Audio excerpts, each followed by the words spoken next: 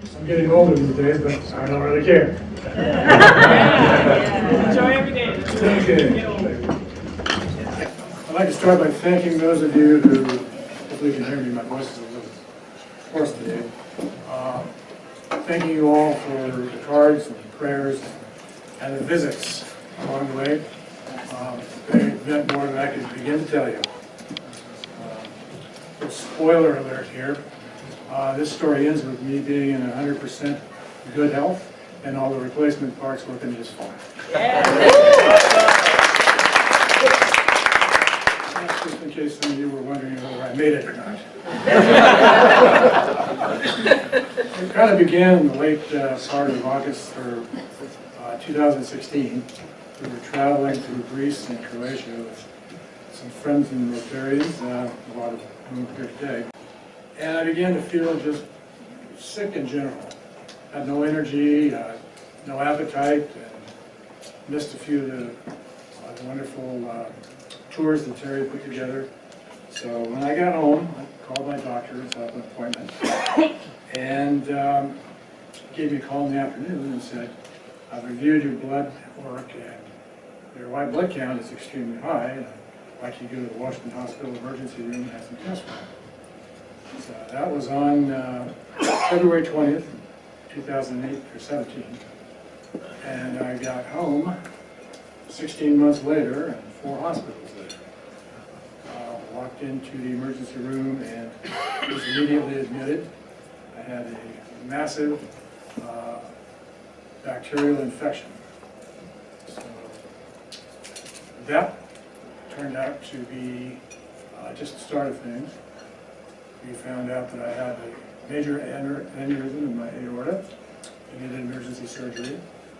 From there I went to a liver transplant, then a kidney transplant, and ultimately a surgery to replace my aorta. And other little surgeries and procedures along the way sprinkled in there. There were times we were given very little hope to hold on to, but it seemed like every time we hit that wall of despair, a miracle would present itself, whether it be a person or a situation or something came along to turn the tide. I wish I had time here to tell you about a few of those. It was actually quite amazing. People have asked me how I persevered through that, how I made it, and it's hard to say, really. When I first realized that things were as serious as they were, I had one reoccurring thought that kept going through my mind. That being that I just couldn't let Judy be sad and sorry and lonely for the rest of her life. Somehow I had to make it. Actually, early on I told her that, simply said, don't worry, I'm not going anywhere. And I had to live up to that commitment. It wasn't easy. There were a lot of ups and downs. One day it would be every cloud has a silver lining. It seemed the next day it would be every silver lining has a cloud. We were all over the board, learning new experiences every day. The challenge for me through all of it, I guess, would be trying to stay emotionally stable. Stay between the highs and the lows and not get too far either way. Not easy to do with the way things were going at times. So ultimately it was just a matter of relying on my faith and trusting in the team of caregivers. That included Judy. I was told many times by the doctors and staff throughout this whole adventure that it was really her that saved my life. Sorry. A lot of lessons were learned through that process. Lessons about love and trust, dedication. But one of the most important things for me, and it's universal through all of us, for all of us, regardless of the circumstances. And that's the lesson, to be prepared. We weren't exactly prepared. You never know what's coming your way. If you think tomorrow will never come, believe me, it will. If it won't happen to you, I'm an example. I felt the same way, and believe me, it can happen to you. So my recommendation there, what I can share with everyone, is to have your estate planning in place, have a current will, a prime directive, an advance directive, a holst. If you don't know what these things are, check them out, look them up. They're easy, and you can change them at any time. My fear in the beginning was that if I said it, put it on paper, that was the way it was going to be, and that's not true. I found out that as things change, you're able to change the paperwork, change your decisions, make changes to your will. Just have a plan in place to start with. Have your insurance in place. Have it and know it. Please have it in place. Know exactly what your coverage is. My situation, I had to have some legal issues addressed that we hadn't considered. And special thanks to Tim here. I don't know too many lawyers that make house calls. The most important thing is to have an advocate that you know and trust. Someone who can step up and be there when you're not able to make decisions medically for yourself. Very important. I can't really express how important and whatever peace of mind you have when that part of it is taken care of.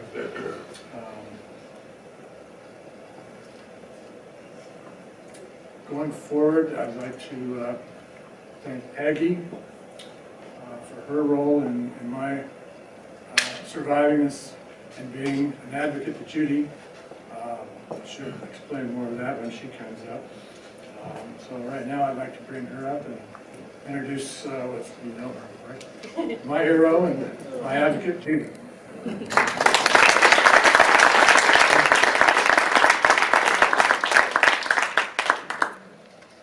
Well, how do you follow that? Every day. Thank you, sweetie. I also want to share my thanks to all of you, my Rotary family, for all your cards, your calls, your visits. They made a real difference to me, to both of us especially. Through all this, we were down at Ronald Reagan UCLA Medical Center, far away from home. I lived in a hotel for a year. It was really tough. It's challenging in just the few minutes that we have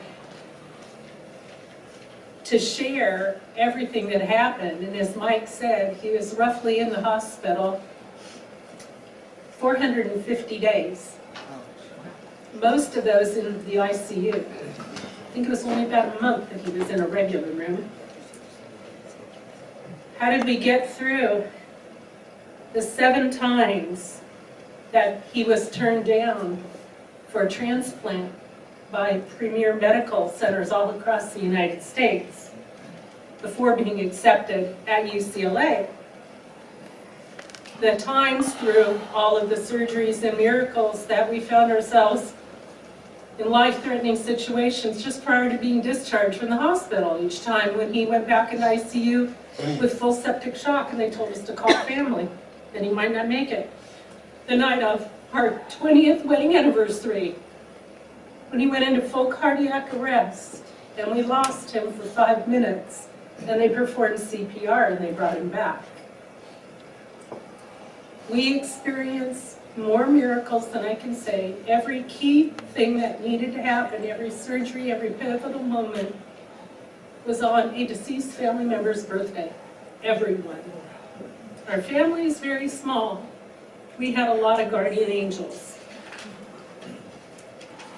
So how did I cope? Well, I remember, when Mike mentioned we were on vacation, he wasn't feeling good. Well, I at that time just thought he was seasick on our cruise. He's known to get seasick on cruises. So I then found myself in the ER. And I was thinking, okay, now I know why he wasn't seasick. He was feeling bad because he had this awful infection. So we're just going to get antibiotics and we're going to go home. It's going to be fine. And as he mentioned, it got progressively worse. They found the aortic aneurysm. It was about ready to burst. He needed surgery. Then his liver started to encounter complications from all the treatments for the bacterial infection, etc. Information was changing really, really fast. Circumstances, people, there were all these people around me. I felt like I was in a blur, a fog. I was overwhelmed. I don't remember much about that moment, but that things were just escalating out of control to the bad. Out of the blue, truly, I received a call from Aggie Freeman. She had heard that Mike was still in the hospital. She asked if she could do anything for us. She asked if she could come by for a visit. And I said yes. I think I remember saying yes. I don't know. So Aggie came in and she handed me this, a simple journal. That became a lifeline for me. She started me on a process that I then ran with. She said, start taking notes, write down everything to organize your information. You're not going to remember all this. Ask for names. Ask for the doctors and the medical personnel's business cards. If they don't have one, ask for their phone number and their title. Ask what's the plan for the day. What are the next steps? What can we expect? That first journal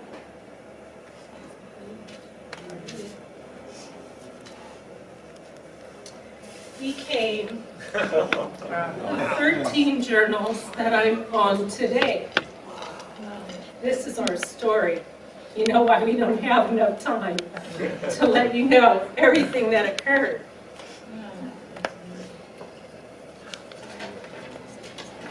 Remember Mike told you that he said to me that he wasn't going anywhere. Well, now I had a process, I had a way, and I told him, I promised him that I would be the best advocate that I could be for him.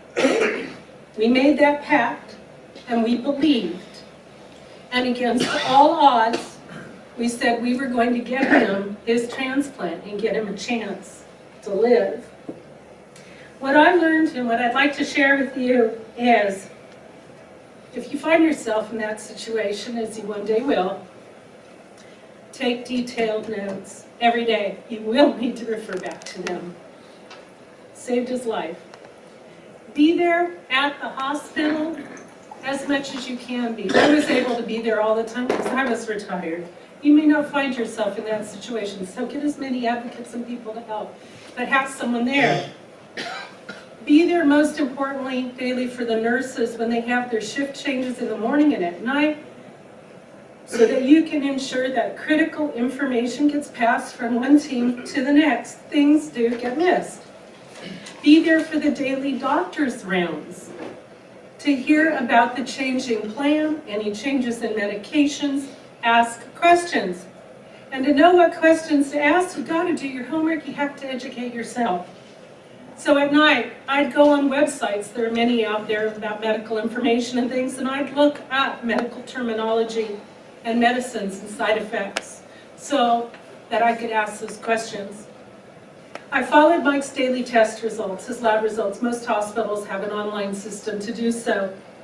I needed to know what was going on. I knew those results would be posted every morning at 6 a.m. I'd pull them up, I had a graph, I'd look for trends.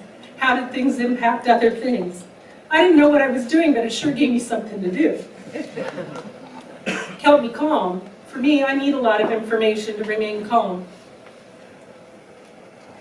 It helped me to build relationships with the medical team, with the doctors, and that was so important. I was able to engage them in conversation, to smile, to remain upbeat. They expected me every day to ask them questions. We became friends. I wanted them to see Mike not as a patient, but as a person, with a personality. And Mike's sense of humor, he kept it through all that time. I don't know how he did it. The nurses were fighting over their shifts to who's going to take care of Mike. Because in that environment of ICU, things are not happy days most of the time for the nurses and the doctors. So to work with someone who keeps that smile is wonderful. Without question, Mike and I helped to save his life through the relationships that we developed. I have many stories that I can share, and not enough time. But one I would like to quickly say is that Dr. Ramin Beghi, who was the cardiothoracic surgeon at Washington Hospital, brought in to operate on his aneurysm, told me, please keep me informed, let me know if I can help you in any way. I kept in touch with him all the months. I shared periodic texts. Things were good. When I reached a wall, could I have some help? When I called him from the medical flight, texted him from the medical flight from San Francisco to UCLA to let him know that UCLA had accepted us, he texted immediately back, what doctor it is.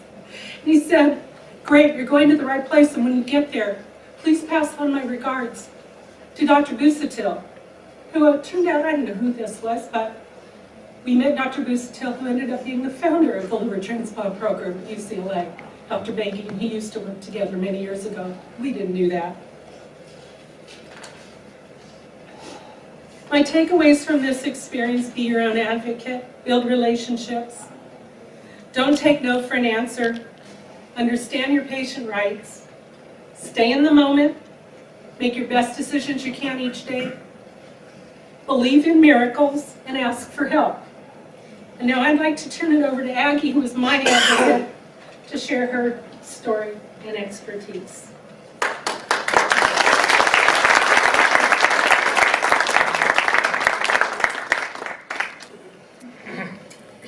My name is Aggie Freeman, and I'm so proud to be part of the Niles Rotary family. And we are a family. When past President Lisa invited me to have lunch, Dirk, her husband, introduced me because she was on the podium, and many of the Rotarians thought I was Dirk's sister, which makes me Judy's cousin, because Dirk and Judy are first cousins.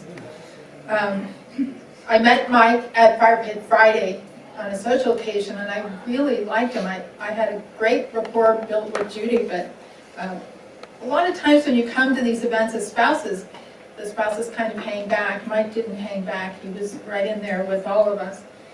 And then at the lunch, I heard We Care. Margot was telling us that Mike and Judy had gotten back from the trip to Greece. He wasn't feeling well, and he was in the hospital with an infection. Well, as an RN case manager, I'm thinking admission, blood tests, IV antibiotics, oral antibiotics. He should be out of there in a week. So the next week on Thursday, I heard he's in the ICU. So those of us with medical training knew he was trending in the wrong direction. And that's when I asked Dirk to reach out to Judy to see if I could go over and make a difference. My intent on going over there was to get Mike, to have a conversation with Mike to get him to a higher level of care. I'm an RN case manager at the University of California, San Francisco. I've been contracted to the University of California Office of the President for the past 17 years. So Mike is not my most challenging case. All my cases are like Mike. He had organ failure of his liver and his kidney. He had an infection. He had an aneurysm. He needed to be at a higher level of care. So that was my intent in going over there to see them. And I said to him, if you were my brother, I would want you at UCSF or Stanford, and I'm here to help you get there. Mike was making his own decisions all the way through these 480 days. And I recognized that he was with it, and Judy was his advocate. But the other thing as a registered nurse that I saw in his eyes was his fight. Mike never gave up. And the story that we're telling you today is a love story. I am so inspired by these two. In my years as a nurse, I become pretty proficient, pretty experienced, and there were many challenges for me. First of all, I had no access to the medical record. As a case manager, helping guide people through complex healthcare issues, I orient to the record. So what I had to rely on, since I am not an employee of Washington Hospital and I didn't have consent to read the record, was what I could see and what I could hear in the conversations that we were having. I learned about vocational service as a sergeant at arms at the district conference 5170 Avenues of Service. And I was really thrilled to be able to be a resource for Mike and Judy. So I would say, Mike, what's the most important thing I can do for you today? And Judy would call me with a challenge or an obstacle or hurdle, and I'd say, okay, this is what we're going to do. Once a week, I went over to the hospital, and when I would leave UCSF, I would go to CPMC. And it was a miracle how many times I was in the room when she would get one of the no's. I think you said 7 no's. And so she would become very afraid because we knew that he needed these organs to survive this. And I said to her, Judy, why would we want someone who doesn't have the confidence that they can handle Mike's case to do the surgery? We just need one doctor, and that doctor needs to be a rock star.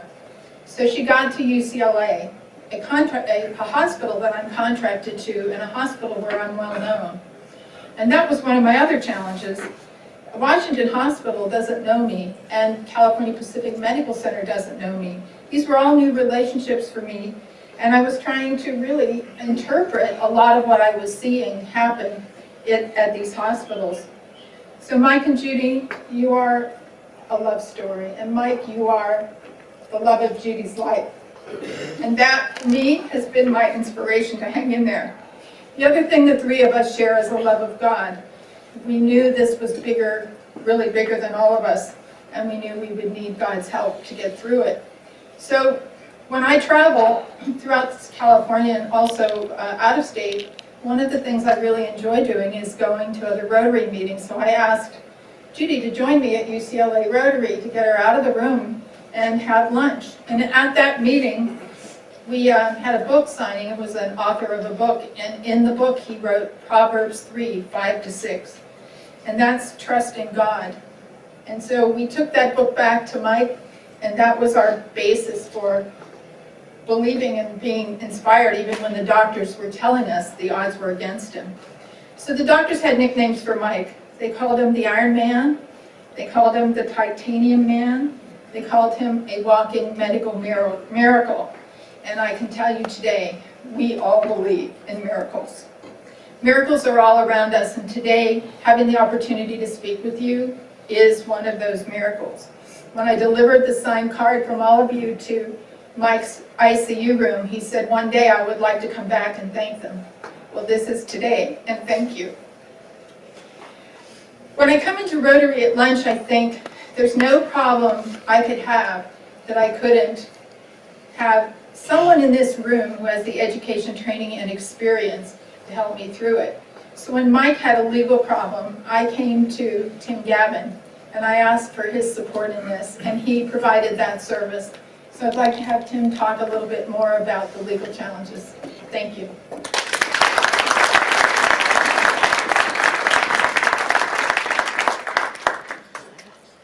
So my name is Tim Gavin. I'm certified by the California Bar Association as a certified specialist in trust, estate, and probate law.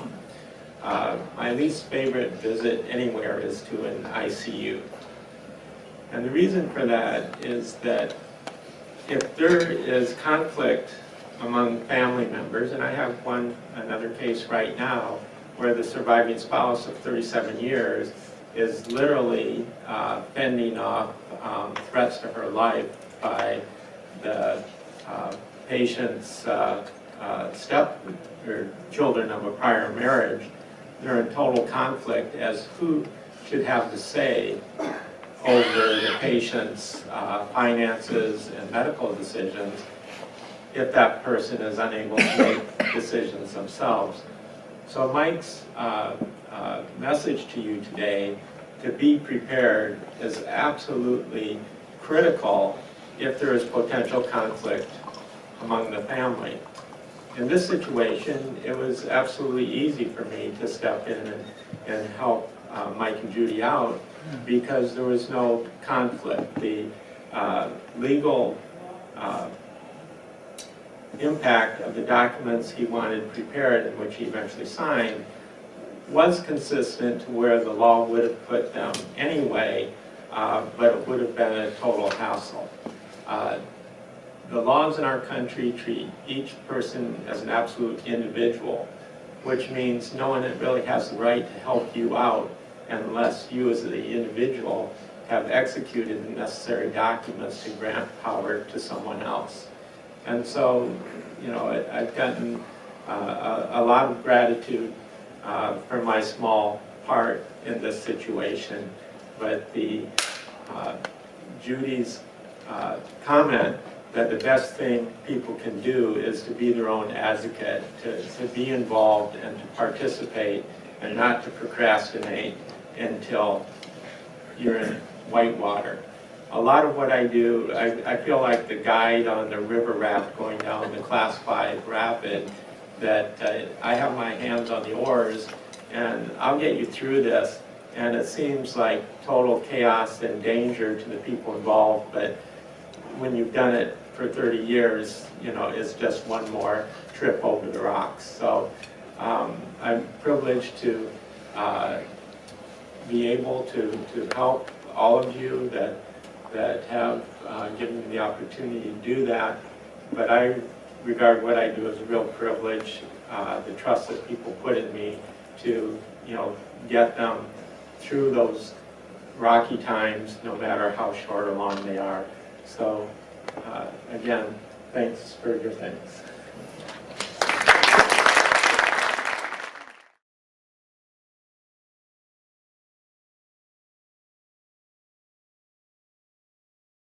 If not, I would personally like to say this Rotary theme this year probably matches you all the best right now, being the inspirations.